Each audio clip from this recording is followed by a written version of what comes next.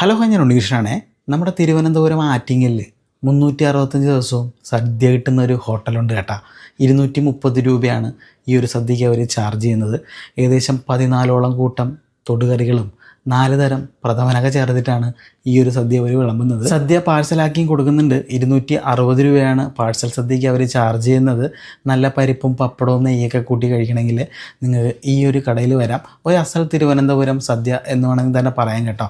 കറികളെല്ലാം നല്ല രീതിയിൽ ചെയ്തിട്ടുണ്ട്.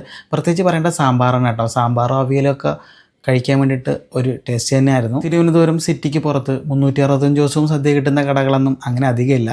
പായസമാണെങ്കിൽ പാലടപ്രഥമനും കടലപ്രഥമനും ചേനപ്രഥമനും പിന്നെ അവസാനം ബോളിയും സേമിയ പായസം കൂടെ ചേർത്തിട്ടാണ് അവർ സർവ് ചെയ്തത്. പായസങ്ങളെല്ലാം നല്ല രുചിയുണ്ടായിരുന്നു കേട്ടോ. തിരുവനന്തപുരം സിറ്റിക്ക് പുറത്ത് നിന്ന് കഴിച്ചതിൽ വെച്ച് നല്ലൊരു സദ്യയായിരുന്നാണ് എനിക്ക് തോന്നിയത്. എൻ്റെ പേഴ്സണൽ അഭിപ്രായമാണ് കേട്ടോ. 230 രൂപയ്ക്ക് ഹൈവേ വഴി യാത്രയാണെങ്കിൽ ജസ്റ്റ് ഒന്ന് ട്രൈ ചെയ്യാൻ നോക്കുക. ഇത് കിട്ടുന്നത് നമ്മുടെ തിരുവനന്തപുരം ആലങ്കോട് ജംഗ്ഷനിലുള്ള ഗ്രാൻഡ് മാസ് വെജിറ്റേറിയൻ റെസ്റ്റോറൻറ്റിലാണ്.